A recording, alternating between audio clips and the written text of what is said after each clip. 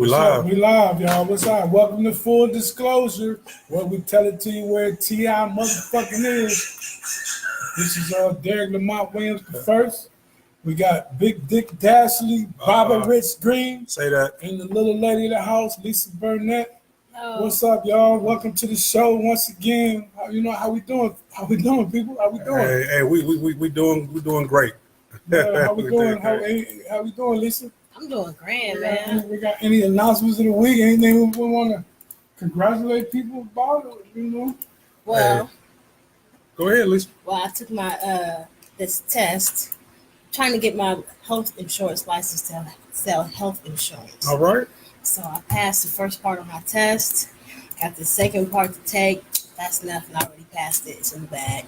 That's what it is. You ever touched to it, Rich? Yeah, man. You know I'm being tested daily. I'm a black man. Every day. I'm here today. I passed the test. You know what I'm saying?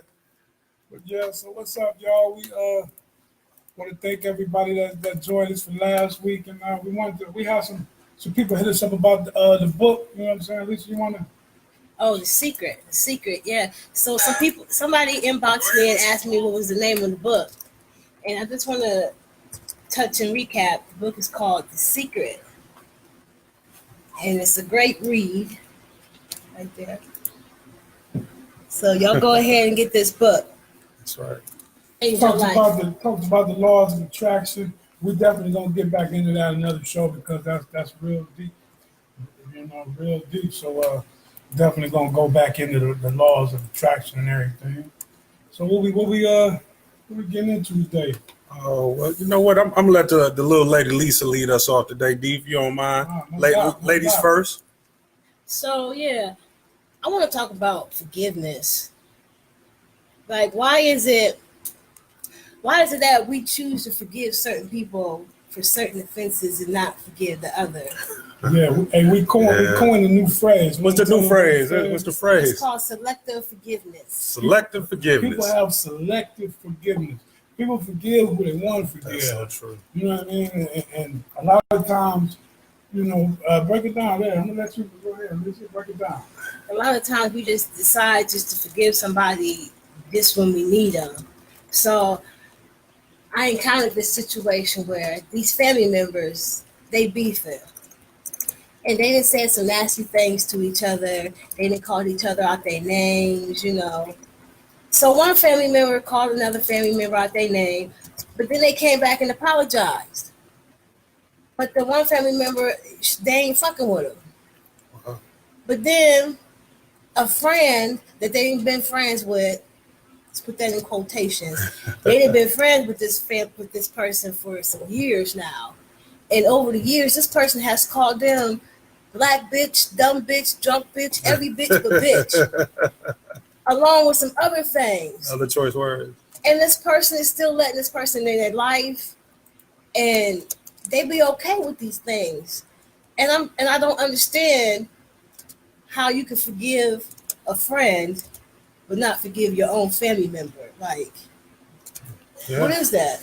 Hey, I agree with you. I mean, we talked about that a few weeks ago when we were talking about doing business with family, and then you have people say, well, I don't mess with this person, that person, based on something that happened 20, 30 years ago, 10, 15 years ago, but yet they forgive people or strangers that do things to them. I don't know what that is. I don't get that. And I think some of it is we take certain people for granted. Like certain people, we treat people sometimes how you can get away with it. Yeah. And sometimes the ones that's closer to us, we know what buttons to push. You know what I'm saying? It's kind of manipulative behavior in a way. We know how to, we can say things and we can do things to them, and we know that they won't react or we take for advantage, especially when the closer a person is to you have toxic people. You know what I'm saying? So, and a lot of times that it's toxic. It's toxic behavior. I want to call it toxic people, but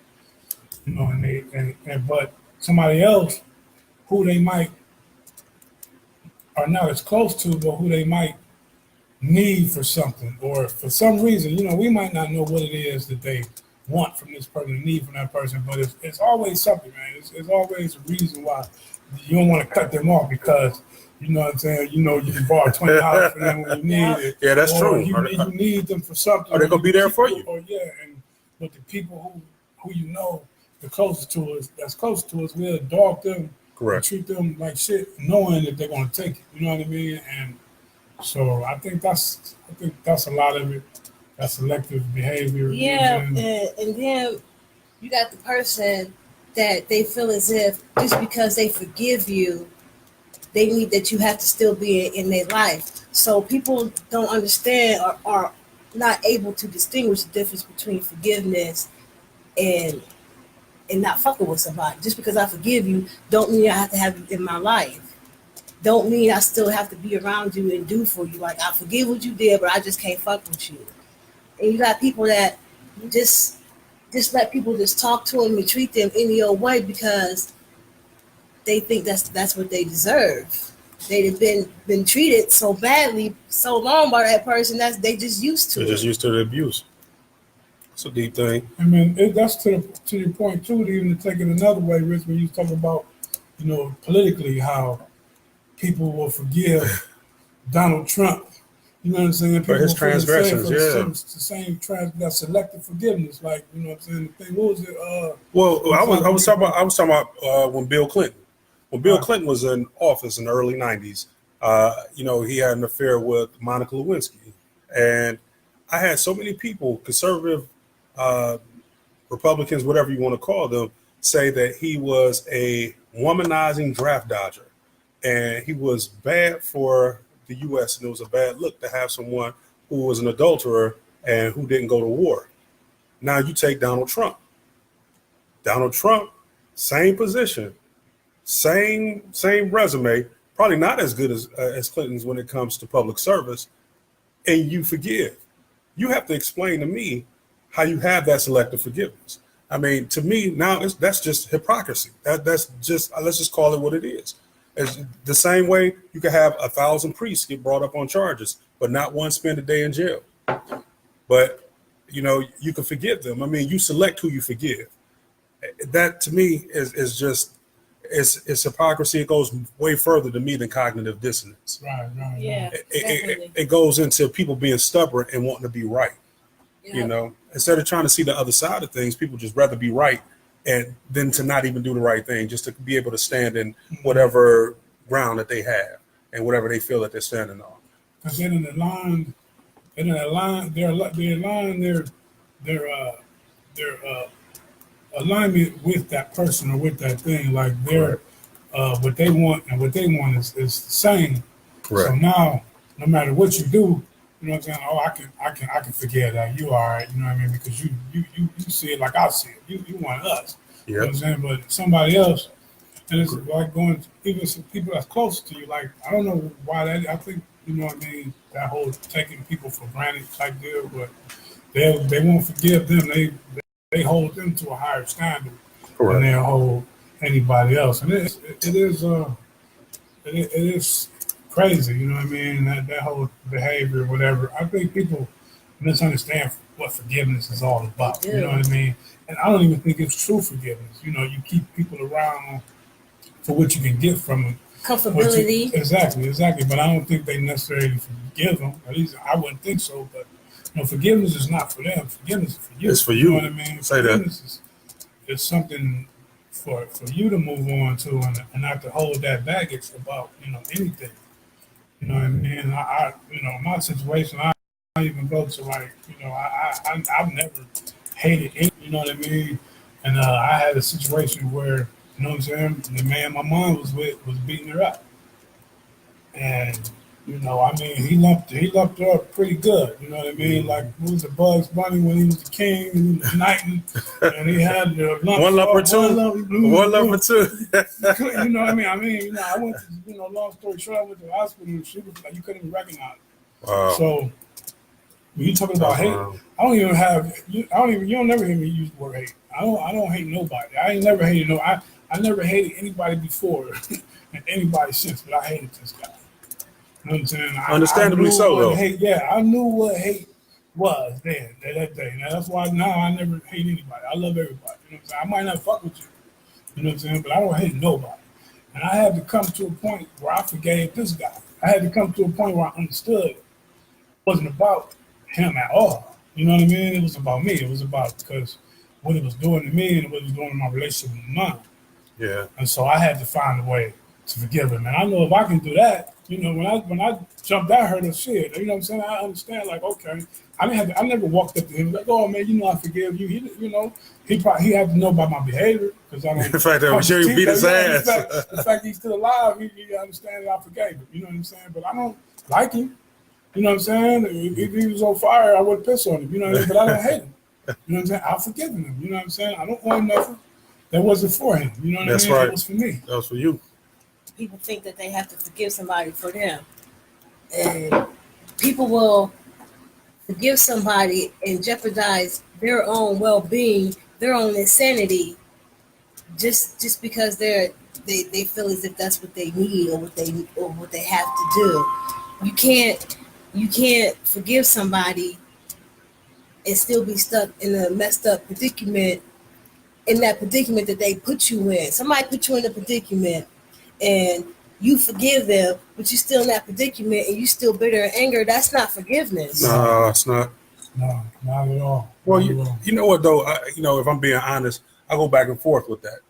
You know, like earlier today, I took my father to go get his haircut. And you talking about forgiveness? This is a man who abandoned me when I was 4 years old, 3 years old, and I hadn't spent much of my life even knowing him. And you know, now he'll give me a call, and he places demands on me. He talks to me like I owe him something. Like, hey, you need to come get me. You need to. And I snapped at him like, hey, bruh, I don't owe you nothing. I come to do this. This is a favor I'm doing for you. I owe you nothing. But it kind of goes back to what you always saying. You keep a person close enough to where you could use them to have favors. But I went ahead and I spoke to him because at his age now, I don't know how long I have him. So I told him, I said, look, I wasn't trying to snap at you, but I was letting you know you're being very rude to me, just telling me what I'm going to do and what I'm not going to do, not being respectful of my time, not being respectful of me being a man, have my own family and have my own needs and things I need to do. And he was like, yeah, you know what? We all good. So we went, we got his hair cut. It ended up turning out being a good day. It was a few other things in there that, you know, I don't need to discuss, but I truly forgive that man because I realized I gave him the power by having that bitterness toward him all these years for not fucking with me, for abandoning me and my sisters and brothers, for, just kind of leaving us out there in the world. And then to come back 30 years later and want to be my father, it's a hard pill to swallow. But if that's what it takes for him to feel good about himself and then to make a connection before he goes, then I'm cool with it. You know, I got my own kids. You know, I'm living my own life, so I can't give that any more energy more than I give it. And it's not easy. No, it's not easy for everybody joining us. You know what I'm saying? Andy Rollins, Harry. You know, I see Alicia Who and Robert Big Rob. You know what I'm saying? We were talking about what we call the point of phrase you heard here first, selective forgiveness. You know, it's how we forgive who we want to forgive, and you know, and not forgive, you know, who we, you know, anybody who really wronged us. You know what I mean? Anybody, because that load you carry is can be way too heavy, man. Especially when you're bitter about every and any little thing. You know what I mean? And it's like I feel as if when you're angry with somebody or bitter with somebody, it just ruins your whole being, your whole energy. Everything is hateful. You're always spiteful. You hate everything. I hate the sky. I hate the weather. I hate this dog barking. These damn birds. It's too much. Hey, thank you, Johnny. Johnny Jones just trying. He said that's what made you a better man and father. That's why I love you, bro. I love you too, big bro. You know, that's my man, Johnny Jones. This week was his brother's birthday, midnight. Happy birthday, Johnny. I know it's a hard thing to deal with. Ann Rollins just chimed in. She said, "Wow, as a family, we're talking about this. They're talking about it earlier today. Hey, y'all, you know what? We're gonna do something different today, y'all. Since we got a few minutes on this conversation, would y'all like to let some people call in, kind of get their opinion? All right, y'all. Hey, I'm gonna give y'all a call-in number. I want y'all to express yourself. Y'all can share with the Full Disclosure family what you think. And here we go. Let me share this with y'all real quick. I'm gonna put it right here in the comment section. Dial in the full disclosure. We want to hear your opinion. We want to hear your voice. 216-236-5032. Once again, it's 216-236-5032. The topic today is what we call a selective. We official, y'all. We got a phone number. Selective forgiveness. Call on there. Selective forgiveness. What do y'all think about selective Read forgiveness? some of the comments. All right, we just had some. I'm gonna go back a little bit more. Oh yeah, you was just starting one. Yeah, no, these are all the people joining us. Hey, y'all, thank y'all for tuning in. I know sometimes I click on something just to see what somebody doing. Yeah. If I like it, I stay on it. If I don't, I keep it moving. But I always give a thumbs up and keep it moving. So we appreciate that love too. That's when people ain't just on there flicking their hair up and kissing the camera. Yeah. What is that? I hate that. We give you that. I thought you were trying to show me where you was at. Show me that. I want to see that. Yeah. Hey, Aaron Rollins said you're right, sis. That energy will come out in everything you do. And that's true. The energy will come. Everything you put out, you get back. So if you're putting out positivity, that's what you're going to get. But conversely, if you put out negativity, you're going to get that. What people I would suggest to do, if you forgive, really forgive. And saying you're going to pray on it is just not enough, because in most cases, that's just a way of shutting people up and leaving the situation alone. Don't take that bitterness, let it go. Bitterness can actually turn into sickness. And thought I had before we went to get a phone number, we was talking about how difficult forgiveness can be. And I think, period, trying to be a good person in this world today is difficult. You know what I mean? It's trying to, and me and, we had a conversation all the time about, taking the high road. You know what I mean? Yeah. How it's like, it's like sometimes you want to be petty. You know what I mean? Sometimes you want to, do people. I'm Tom Petty. Yeah, you know what I mean? Sometimes, you want to do stuff like the shit that people do. You know what I'm saying? It's like, sometimes it's like having to take the high road and trying to be a better man and trying to be a better person and trying to, live a certain way. You know what I mean? And forgiveness is one. When people do you a certain way, and you know what I'm saying? And it's like, how do you deal with it? How do you, it's like, I think you want to reiterate, you don't owe people anything. Say that. You don't owe anyone anything. If people do whatever they do, you don't owe them anything. It's not for them. And I think that's what I keep stressing, like understanding. And when I was younger, I didn't understand. I didn't what you mean? You know what I mean? My concept of forgiveness was, I forgive you for doing what you're doing to me. And sometimes you can't forgive somebody. I don't know. I've seen like when people's kids are taken from them in certain situations and cold-blooded murder. And then the mom comes up and they talk about, well, I forgive them. If that's cool. I don't know if I could do that. I don't know if it's not necessarily. I guess you have to find a way. I guess to live with it. You know what I mean? But I don't know if I can forgive somebody for that. You know what I mean? I don't know. If I can do that one. I don't have in me. Hey, yo, we coming up on the 18-minute mark. You listen to Full Disclosure. You got your man, Big D Williams. You got the lady of the house, Lisa Burnett. Your man, Baba Dick Green. We talking about today. We talk about forgiveness, real forgiveness versus fake forgiveness versus, they coined a phrase. We call it selective forgiveness. Selective forgiveness. I'm pretty sure you heard that here first. We're about to register that, so y'all don't be checking that. Yeah, we're going to trademark that bad boy. Hey, y'all, so we came up on that mark. Once again, if y'all want to join us live, Robert McAllister, what's up? He said he's glad to see us doing positive stuff. What's up with you, Big Rob? Y'all can join the discussion at 216-236-5032. Once again, that's 216-236-5032. We on here on Full Disclosure. Now, Derek, if we want to keep the pattern going, we'll talk about the social media post of the week. I actually got two, but I got one that I want to start off with first. And for those joining us, what Big Dick we just started doing is we do a post of the week. With Big Dick Dashley, we'll go and select a random post, something he sees during the week. It could be from anybody, anywhere, and then we put it on here and we unpack it and break it down. So, back it up, flip it. Yeah, write it down. So what's the post of the week this week? Man, post of the week. Well, I saw a post. Let me read it. I'm gonna read it to y'all real quick.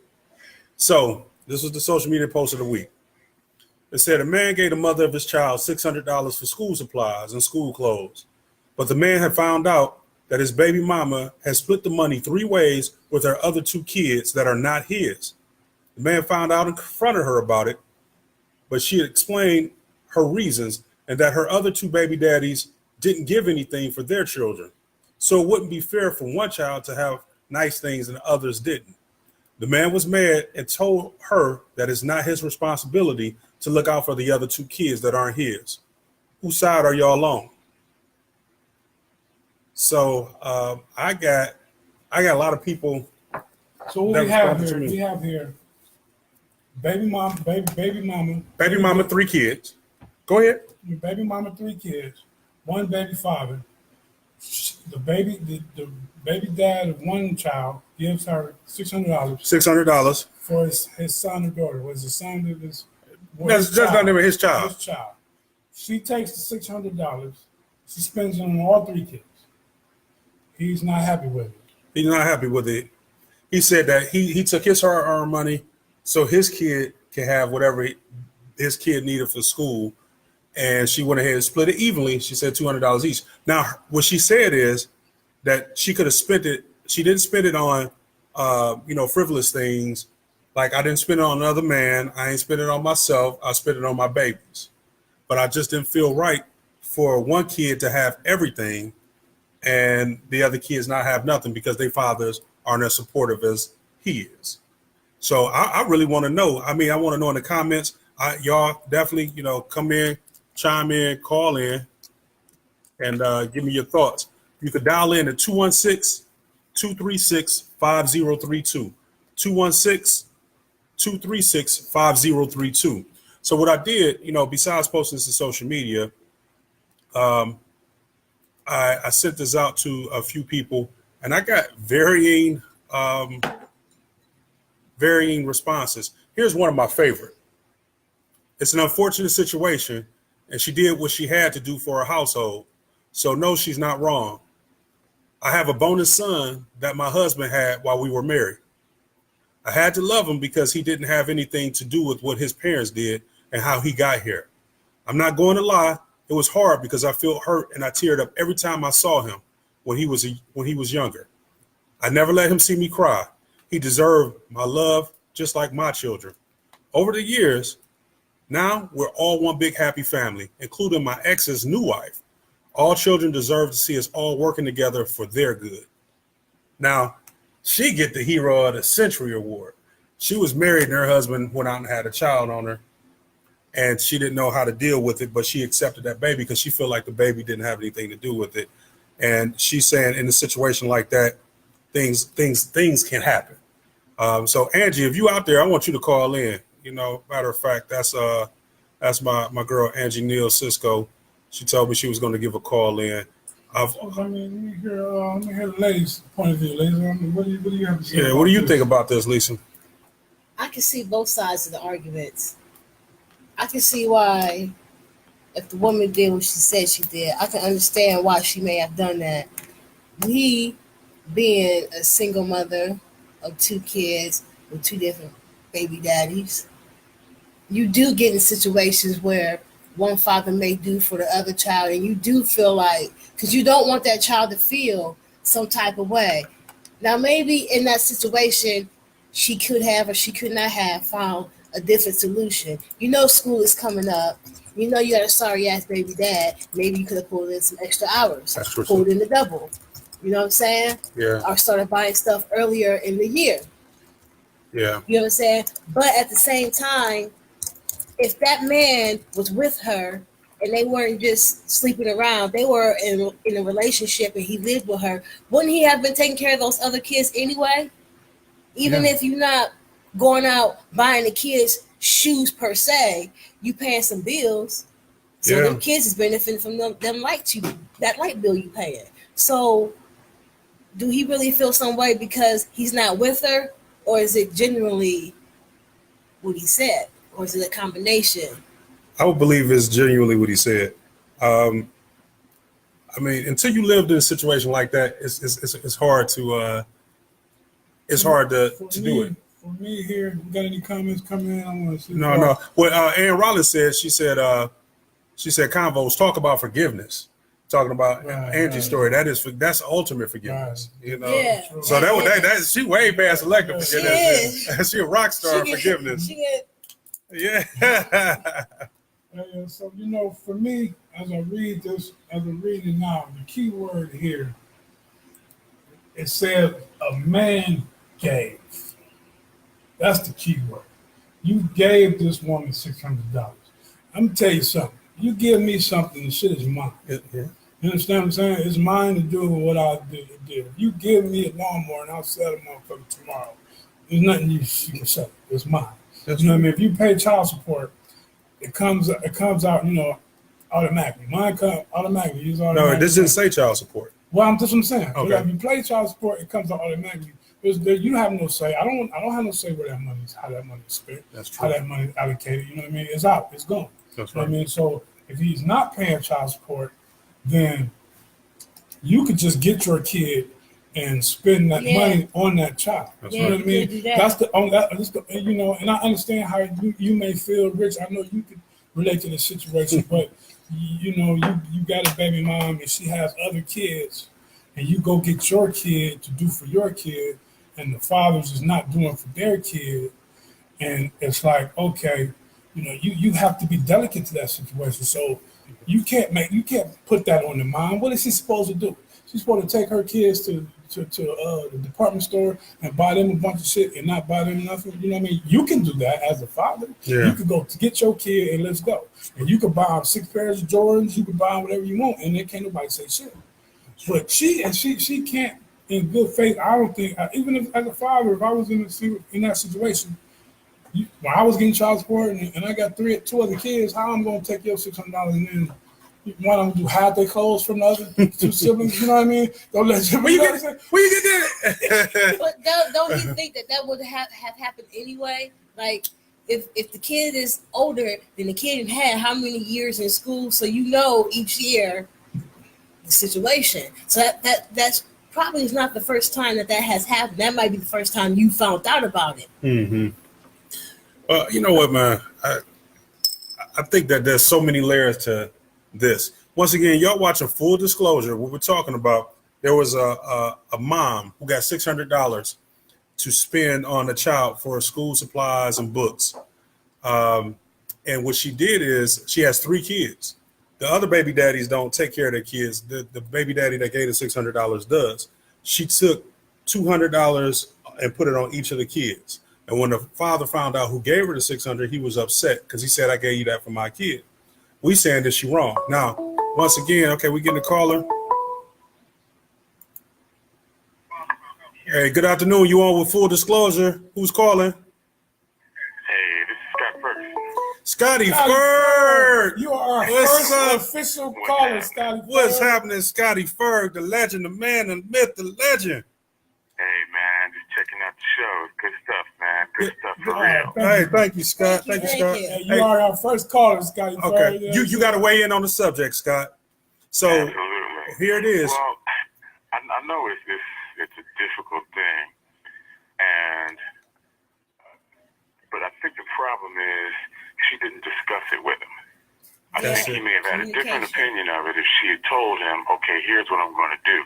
But he found out, I gave you this money, and it wasn't a gift. He gave that money to her for his child. Now, Derek, you're right. But what he really should have done is snapped at the kid and gone and done it on his own. But I don't think that. I think he's looking at it like she duped me. I gave her $600 for my kid. Next thing I know, you're telling me that you spend it on everybody, and we didn't even discuss that.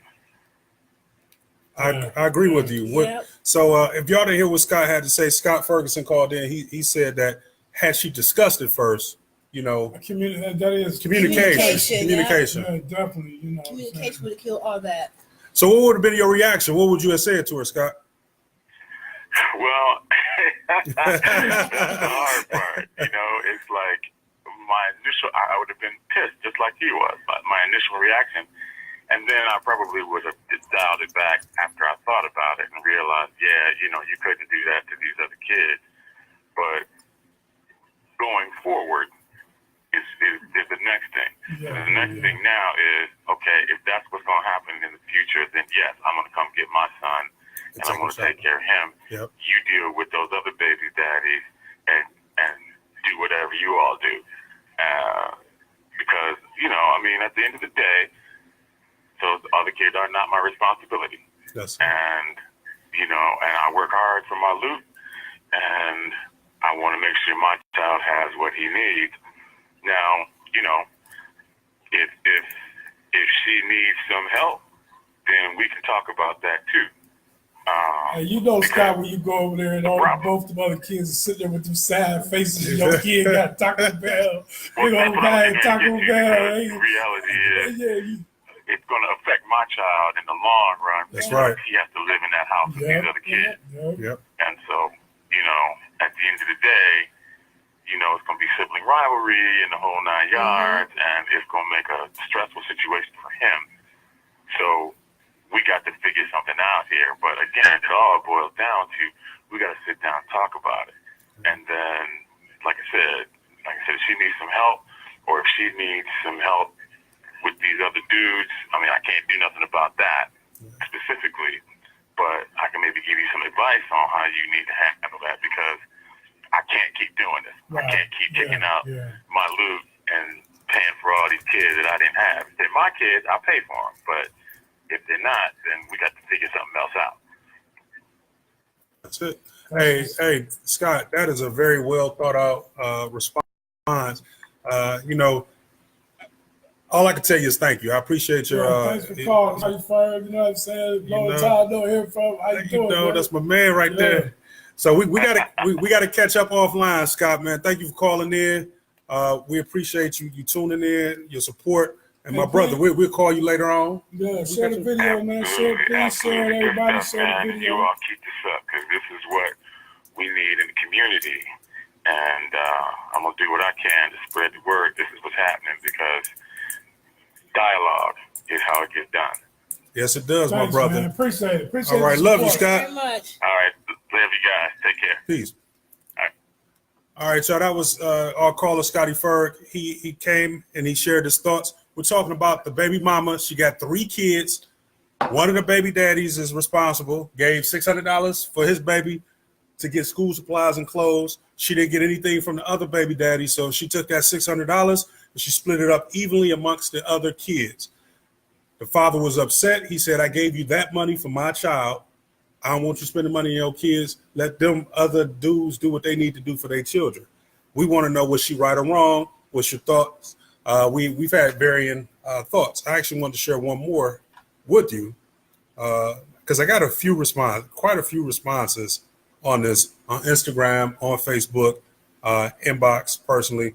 Alexis Green, so she said, this is Alexis, my daughter actually. I was really concerned on what she would think on this because of our situation. So she said, I feel like they want better for their kids with different parents when they have to work twice as hard to provide, so they can't feel a difference. So what she said, what I gathered from that, she was saying that mom needs to work twice as hard so the kids. That's what I was saying, like pull in more hours. Yeah. Do what you gotta do what you got to do. It's like, it's not really, it sounds like she's saying it's not really his responsibility. Yeah. She had those other 2 kids. He didn't. Mm-hmm. So now what I got to ask you, let's reverse the roles. Let's say I got custody of 3 kids, 3 different baby mamas. One of the baby mamas give me $600 for one of the kids that's hers. And I split that money evenly amongst my other 3 kids. Should she be upset? She should be. However he should feel, she should feel.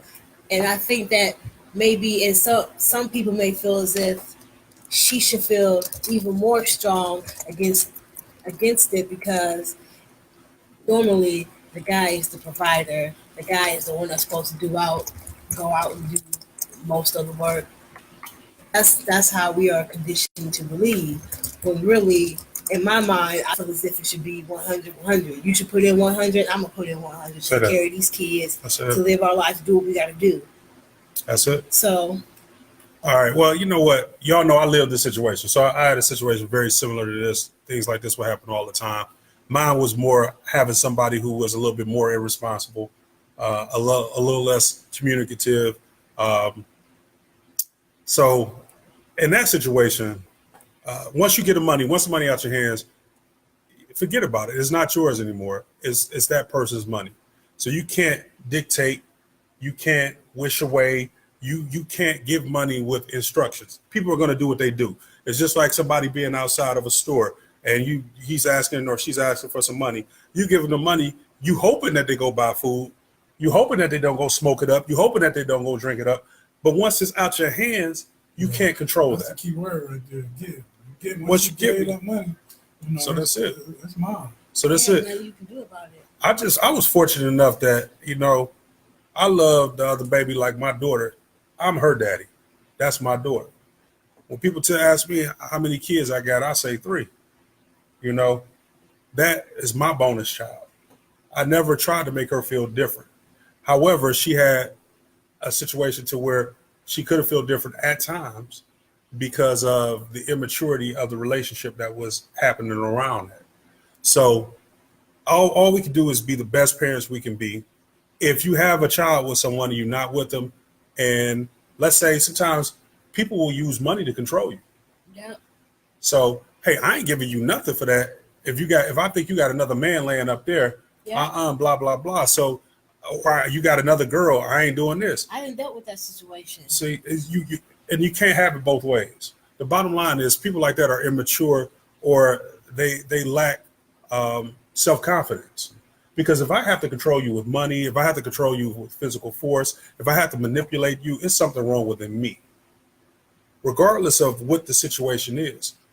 If you love your kids and your kids need something, take care of your kids. If you're with a woman and she has multiple kids, you got to have in your mind that it will be times that you're going to give her stuff that she's going to split with those kids, and vice versa, or for women with men with multiple kids. Matter of fact, you shouldn't even want to be with somebody who would want to take care of all their kids. Exactly. I don't understand how females do that. I have associates that are with a man that don't take care of his kids. And I don't understand how a female can lay up with a man who don't take care of her kids, especially if she in that situation where her baby dad is not taking care of her kids. Like, where in your brain, where in your rationality do you find that justifiable to lay up with a man that got multiple kids, 1 kid, 3 kids? I don't care. And he's not doing nothing for his kids. But he gonna take care of ours. He gonna take care of your. And wait a minute, it's not even their kids; it's her kids. Mm-hmm. That's what make it even worse. How can you be with somebody you taking care of somebody else's kids? You're not even taking care of your kids. Like, that don't even make any sense. That's true. Take care of your kids. And as a woman, you co-sign that behavior. You know what I mean? You supporting it. You full support. You reinforced it. Yeah, exactly. You making it happen. You have a horrible character. All right, y'all. Look, we're gonna just spend a few minutes on it. It was a second social media. So you get a bonus social media thing.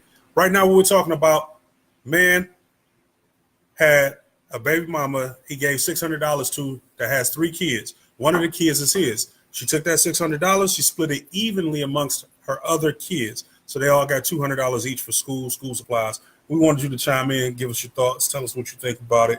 Do you think it was fair? Did you think she did the right thing?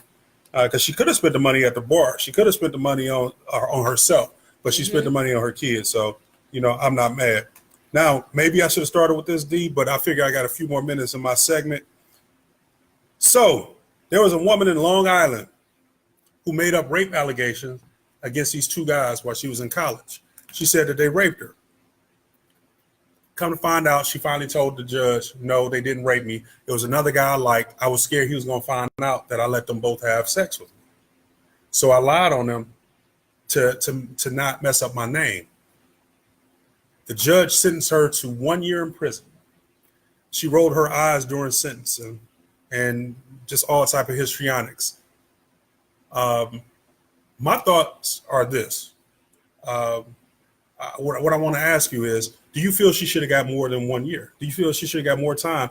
Because she accused these guys, and they were students. Mm-hmm. They lost their scholarships. They got sent home. and they're being called rapists and got threats and things like that. Their lives is basically forever ruined. Basically. So what I want to ask is, was a year enough for a false rape allegation? Now, I only saw one of the defendants, and he was a brother. I'm assuming the other defendant was a brother, and this chick was I can't tell if she was Italian or not, white, whatever. Italian. But I wonder if did that play a role in the sentence? What is your thoughts? Should she have got more time for accusing them of rape, knowing that they didn't rape her? Lisa? Yeah. Hell yeah, she should have got more time. One time in the year, they was going to give that accused rapist, how many years? 17. I think it's 17 years for rape. And now this man is walking around here. Two men, Mm-hmm. Character just chopped. They can never live that life. Even if they move out that state, that reputation still going to follow them. So is the court going to expunge that? Yeah. Well, they've been exonerated. Their names have been exonerated, but the one guy was saying that he still has to pay back his student loans because he was on scholarship and the whole nine. They need to go ahead and cut that off. Let the boy finish his class. The boy graduate, do what he was doing, and that woman needs to spend, if more time than he would have spent. Okay. Hey, chime in on this. A woman accused two men of rape that she consented to have sex with both the men. She liked another guy. She was scared he would find out, so she lied on those two guys and said they raped her. When it came out that she lied, she admitted that she did. The judge sentenced her to 1 year in prison. Call in. It's 216-236-5032. You're looking at full disclosure. Derek, you got any thoughts on that before we move to the next segment? I want to remind people of the Atlanta. You remember the Atlanta school cheating scandal, where the Atlanta teachers were convoluting to help the kids pass the standardized test. They gave them 40 years. They gave them 20 years. 20 years.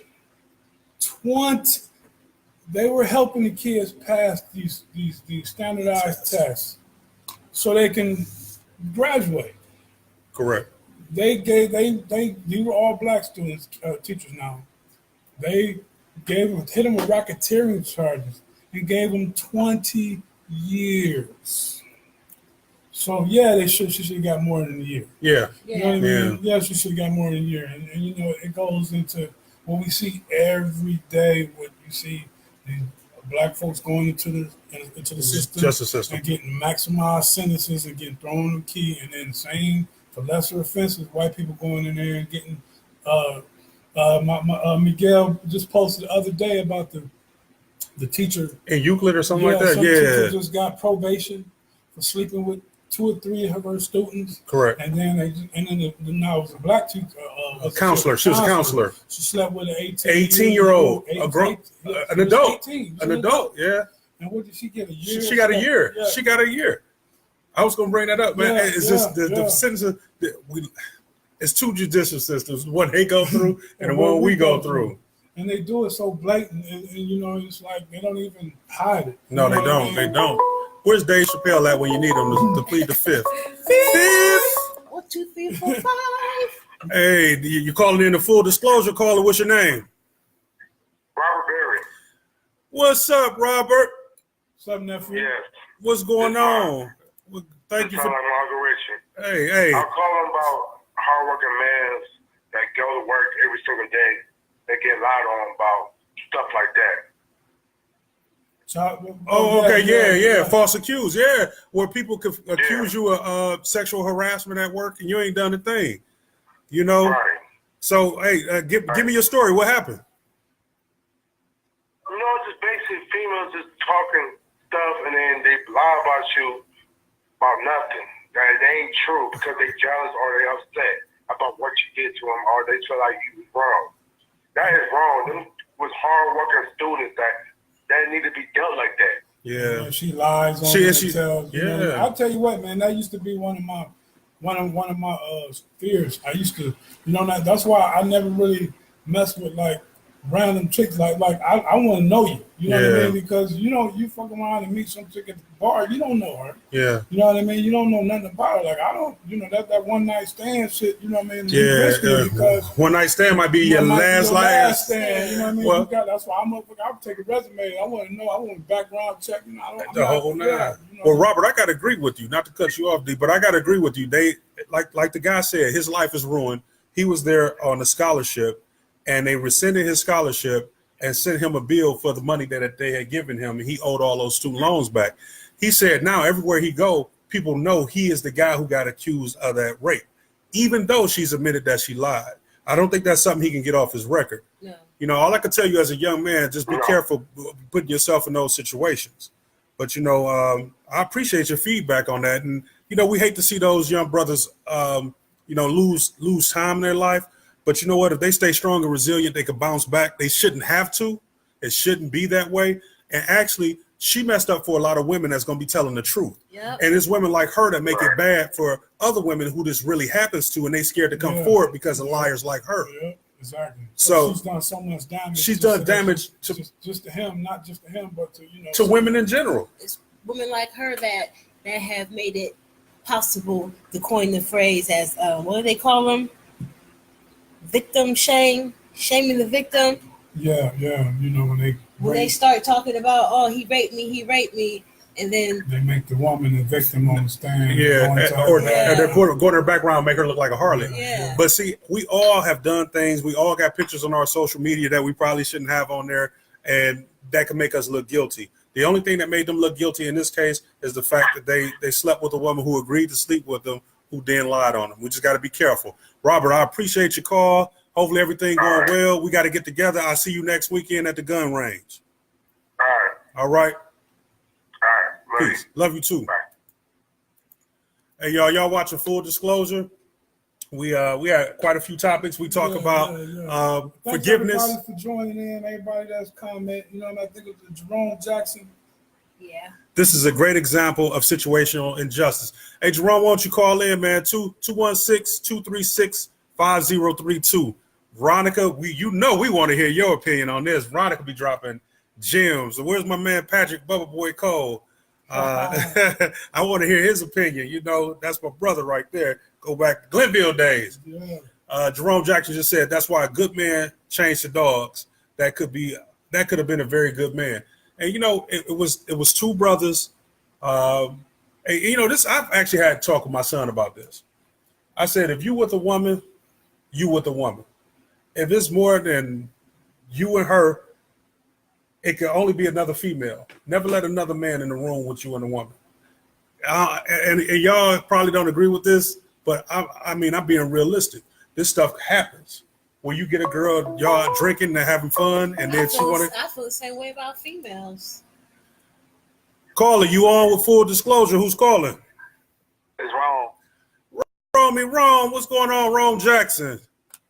What's wrong? All right, well, we want to know what's your thoughts today. Which subject are you chiming in on today? Man, this last one you're talking about right now, that's when I just said situational injustice. The bottom line is, no matter what happened, it's a way to keep a black man down. Bottom line. No matter who it come from, black, white, whatever. Why can't that brother get that off his record? Just because it was a claim. Correct. You know what I'm saying? Yeah, forever ruined. It's something that should be easily expunged, and because it never happened. I don't know what the school's gonna do. I don't know if the school's gonna reissue his scholarship. They should. Now, as far as the justice system, I don't know. Go ahead. I'm sorry. But I'm saying, even if they did, they had no reason to get involved. That's a whole different part of his character. If he in college and he got school and all that other stuff, that's got nothing to do with the situation that was at hand. Well, they were all students though. It's plenty of white boys out here in the same exact situation that they want to do the exact same way. Let's keep it real. I probably would agree with you. I can't argue. You're not gonna get an argument from me. Take Johnny Manziel was getting all that trouble. They never snatched the scholarship because he can't big money. Yeah. right? Yep. They never. How many accusations did he have up against him? You know what I mean? Even though the charges weren't formally implied in the thing, nobody snatched this scholarship. Nope. Then he come across this brother and look what he got to do. Lost scholarship. Now he got to pay it back. He got bills. He said his name is ruined. Only one came to speak on his behalf. The other guy was just too upset. He couldn't even come to the courthouse. He said, I can't even look at her. He said he couldn't even look at her. He was just too hurt. He said his whole life, to him, his life is over. I mean, this is what causes people to commit suicide and things like that. Mm-hmm. I mean, she really didn't take into account. You really didn't care that these guys could have spent the rest of their life in jail. No, she cared about was her self-gain. Hey, man, I don't know, do y'all remember the brother in Atlanta that was on trial for the same thing, and he escaped the courthouse and he went on that manhunt? Yeah, I do. He jumped out the window or whatever, yeah. Window, Yeah. He was on trial for rape, you know what I mean? Mm-hmm. And I think, I don't know this for a fact, but if I didn't do something, and you know what I'm saying, and it's my word against hers, and that's basically what it is. Yeah. It's your word against hers. Like, I could imagine what that would feel like, being a black man sitting in front of the judge, this white woman the same. Blue eyes, blonde hair, yeah. And you looking like, these motherfuckers is getting ready to convict me. That's some shit that I didn't do. And I think he went nuts. And I don't remember whatever happened with that story after they caught him or whatever. Hey, Rome, it's nothing you. Hey, hold on. I got one to bring up. Okay. So Richie Rich know my godbrother. Baba, he know my godbrother, right? That's right. So he went to jail in the past for manslaughter. He comes out of jail, he gets with this chick. This chick turns around after they have a daughter. His daughter's 2.5, 3 years old. She says, "Hey, listen, I think he touched my daughter." And just because he had committed a felony in the past, they held him for 10 months in prison. He just beat the charge, but they won't let him see his daughter. Wow. Just because she said, yeah, because he had that record. He beat the charges because for one, he had proof. Okay, if he didn't have proof, he was screwed. He was in a situation of, no matter what, he was going from felony to felony if there was no proof that he didn't do it. Was the crime before related to the same thing? Like, was this crime totally unrelated to like child endangering? Was it more like, you know how? No, she hit him with gross sexual imposition charge, saying that he was touching his daughter. Because she was mad. She was mad that he was kicking it with me. He was going on with me.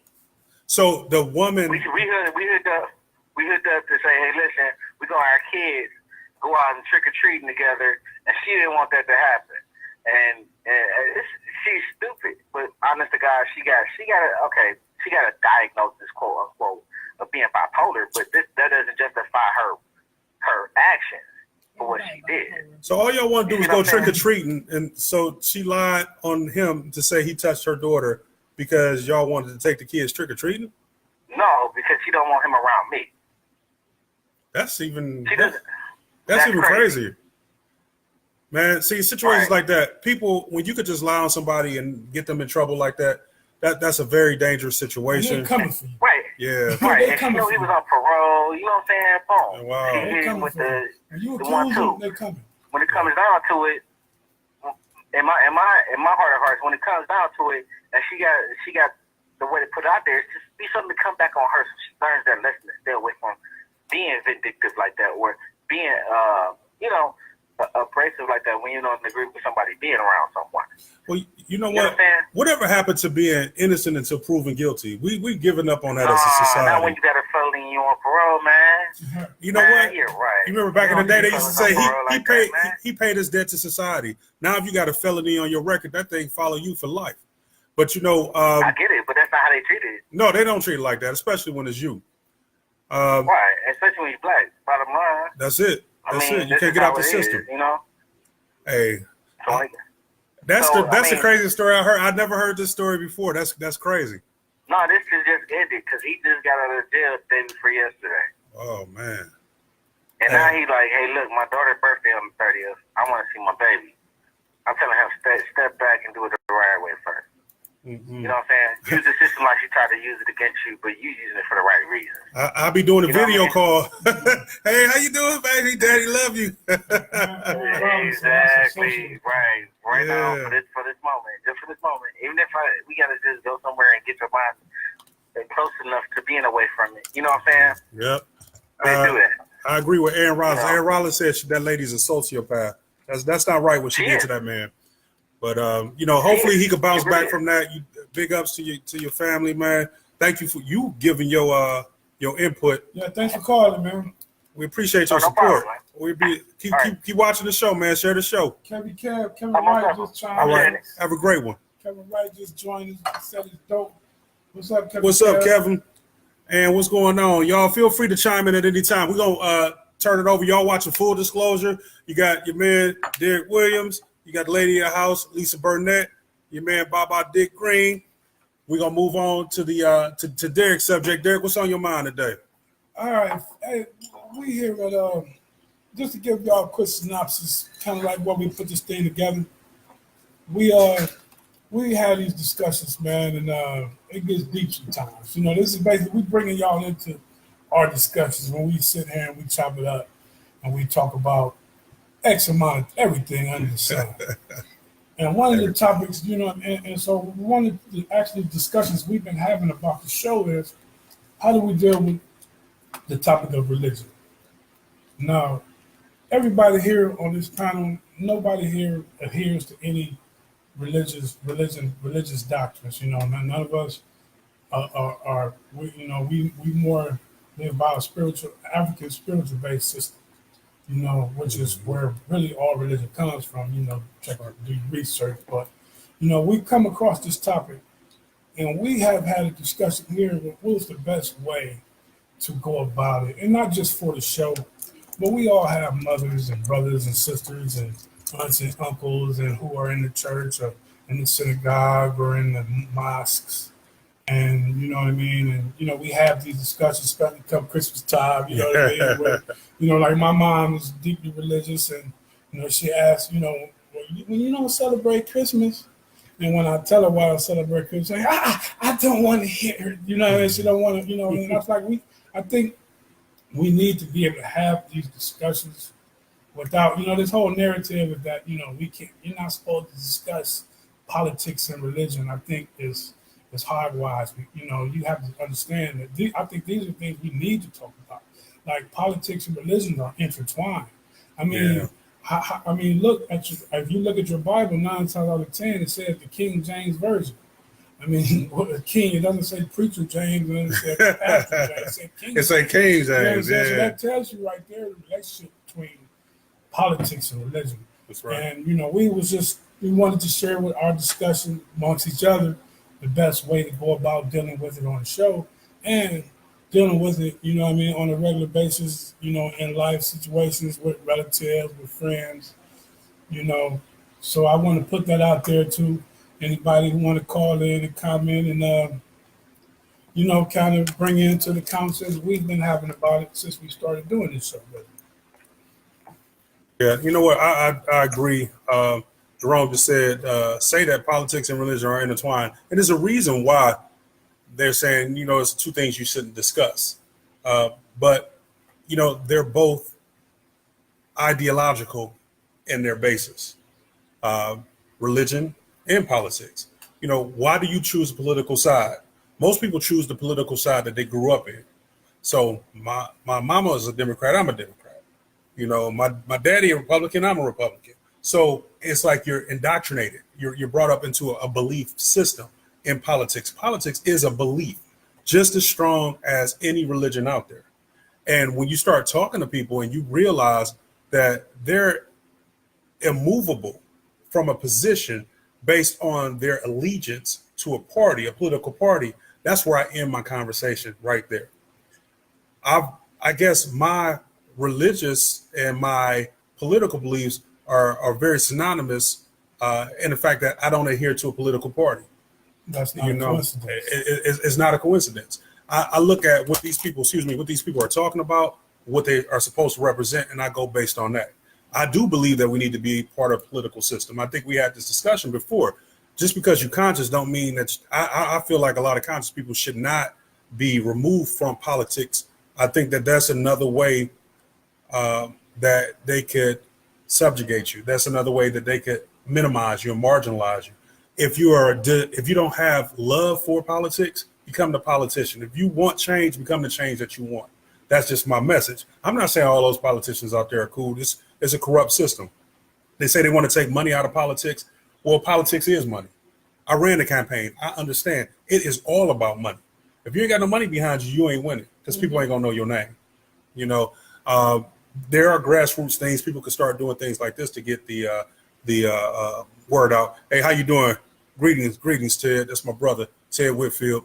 But as far as religion goes, I feel it's the same way. Mama was a Muslim. I'm a Muslim.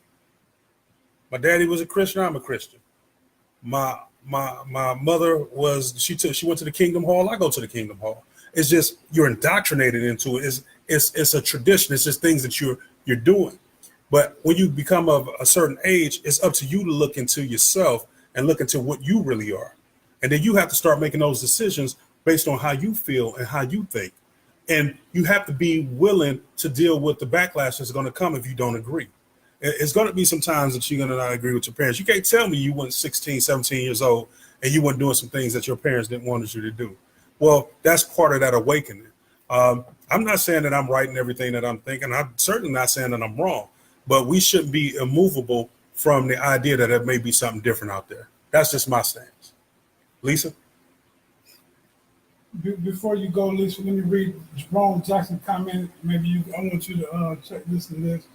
He says, but they took religion out of the schools to cripple the discipline that the schools instill and the ability to simply follow directions to keep knowledge away from those who are commonly unknowing of reality. So you care to comment on that or to comment on the subject of a whole, yeah, either way. Well, this is how I'm looking at it. Religion is nothing more than a system to control. And you got to understand the reason why it's controlling you is because you have been indoctrinated to act and be a certain way. So it's like this. If you got $100 bill, let's answer this call first. Okay. Caller, you on live with Full Disclosure. Who's calling?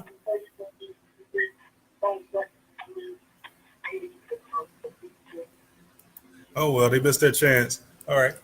So if you got $100 bill or if you got your last meal and somebody's getting ready to come up to you and take this last $100 bill or take your last meal and you don't know when you're about to get any more money, you don't know where your next meal is coming from. That's your everything. Correct. That's all you have. Yeah. That's your livelihood. Yeah. So if I'm coming to take your livelihood from you, what are you going to do? You're going to attack me. You're going to defend it with your life. So the same thing goes for religion. So it's like you taking their essence. That's their livelihood. That's the only thing they have. Hey, caller, you on with Full Disclosure? Who's calling? This is Veronica. Hey, Veronica Thornton, how you doing today? I'm good. I think it's a relay in the live. It is definitely. There's a delay in the feed versus what you're getting. So, but go ahead. What did you want to discuss? Oh, I was watching y'all on Full Disclosure, and y'all was talking about the religion aspect and being intertwined with politics.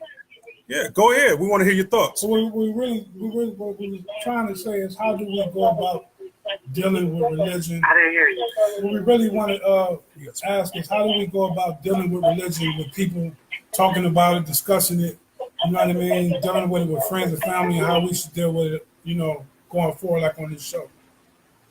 So I don't know if you was breaking up. I didn't hear you. I'm sorry. Derek was saying how should we deal with discussing religion on this show? You know, it's a very sensitive subject. It shouldn't be, but you know, it's taboo to talk about religion and politics. It's not taboo to us. Right. We start, you know, personally, we start out today. We're talking about it. So, what's your thoughts on that? What makes it taboo? And how do you feel? What's your thoughts on religion and politics? Let's get that first, Veronica. Well, I don't follow any religious doctrine.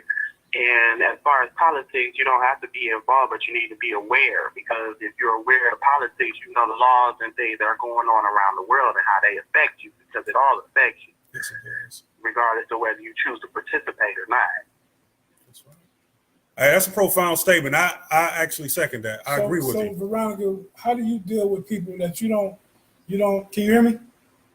Yeah, I can hear you. Okay, since you don't adhere to any religious doctrines, how do you deal with family members and friends who are religious, who are deeply religious, like, and when the topic comes up, or, Christmas time or different things comes up, how do you deal with that dynamic?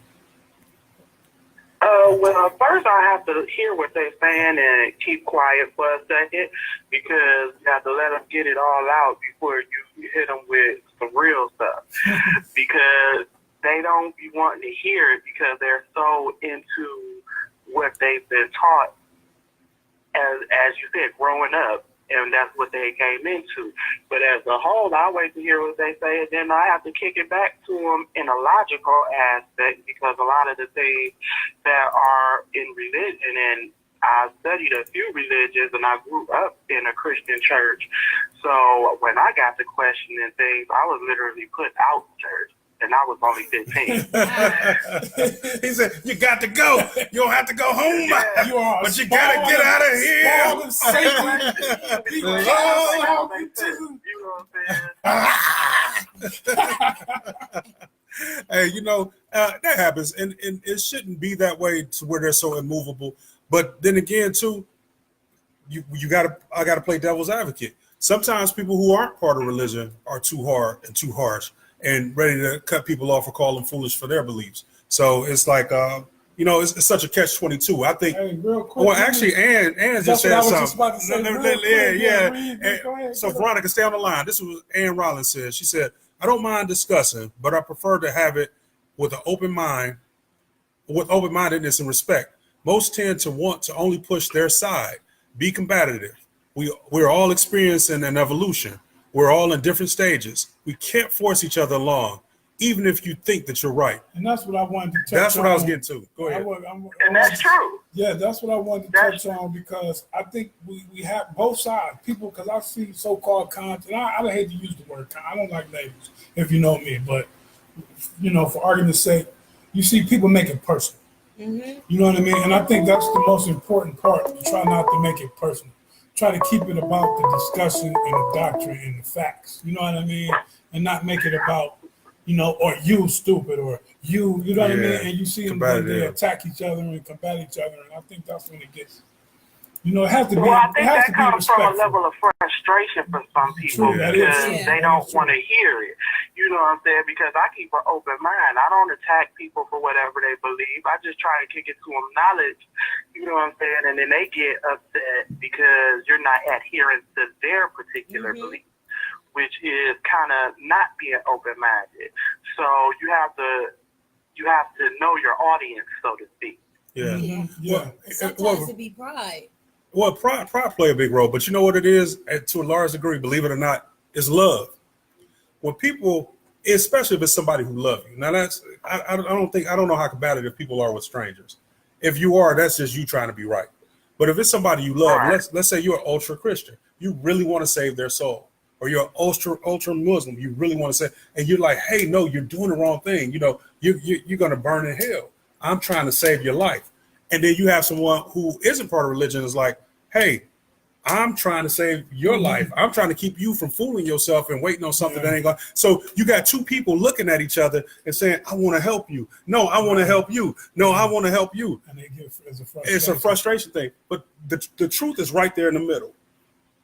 Y'all respect each other and listen to each other and be willing to accept that some things you just won't agree with, and some things may be different. That's the thing, because I have friends that are Christian. I have family members that are Christian. I have friends that are Hebrew Israelites, and I have some who I can have this conversation with without no problem. You know what I mean? Yeah. They can tell, we can discuss it, and we can have a drink or whatever, and talk about it. And then you have some when you say something they don't want to hear, you know, it automatically either cut you off or they attack you. You know what I mean? It's like some people you can talk about, some people like, you know, we just agree to disagree. You know what I mean? I got you. It's like at least we can have a conversation, and I don't have to be the devil, and you don't have to be, you know what I mean? A like fool. we don't Yeah. a fool. Yeah, like Yeah. you know, it has to be some kind of give and take and give in the respect. Middle ground. Yeah, Some middle middle ground. ground's like, okay, we can talk about it, but we still good. You know what I mean? And, you Yeah. know, and I don't want to put it up, but it's sometimes, and it's not always, but a lot of times it's more the religious person who feels attacked. You know, I know a lot of Christians say, "Oh, Christians are under attack." No, No. they're not under attack. Your doctrine is. Yeah. You know what I mean? Don't take it so personal. It's not you. Don't take it personal. Religion is a deification of culture. It's not a deification of God. That's if you start reading the doctrine. I mean, it's more of praising a culture over it is. But Veronica, could you plug your website? You put it in before. Where can people find you? Where can we find your products? Oh, well, I have a Facebook page, Philosophy and Poetry, and that's on Facebook. Philosophy of Poetry on they Facebook. Okay. They can also check me out on Instagram, and it's at the Staying Motivated _ and I'm still working on my website. That's not something easy to do. So Okay. that's been a process. Well, hey, let's start off on Facebook. Say your Facebook plug again, because that's what we on right I now. will be adding you. For this Philosophy and Poetry. Philosophy of Poetry, y'all go friend her up. I will Go be look her up. adding you. Philosophy of Poetry. Thanks for the call. Thank you for the call, Veronica. Thank you. Well, All y'all right. keep up the good work. Hey, thank you. We had Peace. Eddie Hildreth just joined us. You know what I'm saying? Eddie We had Hildreth, a legend. Eddie and Hildreth. Jerome Jackson just commented. He said, "I have to become a guest on this show. This is raw Yeah, she is, reality ain't at its best." You goddamn right it is. This is full disclosure. It's full We'll tell it to disclosure. you like a T.I. motherfucking is. Best believe it. Hey, yo, we gonna switch. Hey, D, it's about time just to switch over to the podcast side, because we've been on here for about an hour and 10. Wow, don't seem that long. We was having fun. Yeah, we're having fun Hey, today. Time flies when you're Yeah. having fun. Hey, Yeah. want to let y'all know, you know, we wind down the hour live, but you know, we had a podcast. You go with us at iTunes. It'll be on. It's on Podomatic right now. It's on It's on Podomatic right now. It's full disclosure with Derek, Lisa, and Baba. And y'all come check us out. We will be listed on Apple iTunes this week. Let's push to make us number one. Let's push to make us number one. Let's do that. Yeah, man, and thanks again, man. It was a great show. Everybody that came and chimed in, we had to call in. You know what I mean? Everybody called and share the video. Please put it out there. You know, and This you show know, get better and yeah. better every time. Hey, Yes, it's sir. all love all day, man. Thanks a lot. Full disclosure, y'all. Peace. Peace.